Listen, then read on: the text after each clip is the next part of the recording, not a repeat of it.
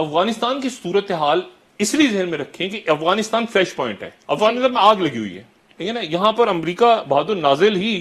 افغانستان میں ہوا ہے نا۔ اب مسئلہ یہ ہے کہ اس کے نتیجے میں یہ کہ وہ طالبان کے ساتھ جو گفتگو چل رہی تھی زلمے خلیلزاد کی، وہ غالباً رک گئی ہے اتنے دنوں کے بعد،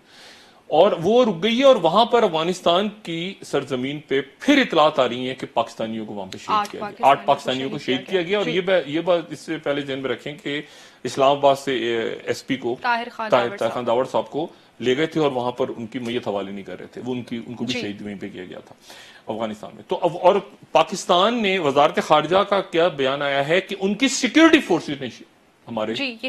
بیان سامنے ہے بالکل۔ طالبان کے جو ڈائیلاگس ہیں وہ کسی نتیجے پر نہیں پہنچ سکے۔ یہ براہ راست پاکستان کی سیاست پہ آنے والے چند ہفتے جو ہیں وہ یہ براہ راست افغانستان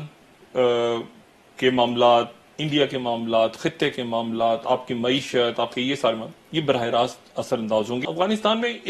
وہ کہہ رہے ہیں کہ ایک معاہدہ ہو رہا ہے زلمے خلیلزاد صاحب کے ساتھ،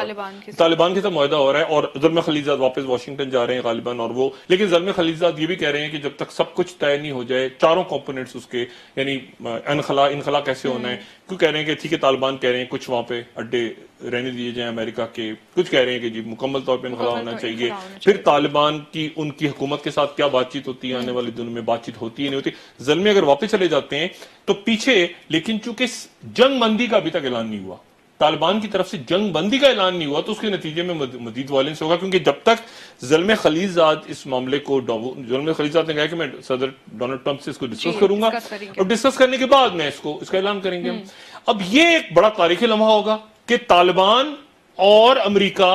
ایک ایسا معاہدہ جس میں روس بھی ہے، ترکی بھی ہے، ایران بھی ہے، پاکستان بھی ہے، انڈیا بھی ہے، اسرائیل بھی کہیں سے گھسا ہوا ہے، پوری دنیا گھسی ہوئی ہے اس میں، عرب ممالک بھی ہیں،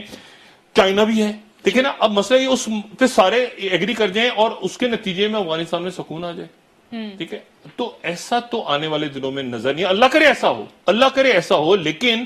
افغانستان میں تو ساری عالمی کو دیکھیں، افغانوں کو خود فیصلہ کرنا ہے، افغانوں کو خود فیصلہ کرنا ہے، لیکن وہاں بدقسمتی سے اتنی دنیا انوالو ہے اتنے سالوں سے کہ افغان شاید خود فیصلہ نہیں کر پا رہے، ان کے اوپر قائدین بھی جو ہیں، ان کے قائدین بھی کچھ ہماری طرف، سب کی جائیدادیں باہر ہیں، سب کھا پی گئے پیسہ ان کا، امریکیوں کا، سب وہ لوٹ پھوٹ کے جو ہے وہ، مطلب آپ دیکھیں کہ وہاں پر افغانستان میں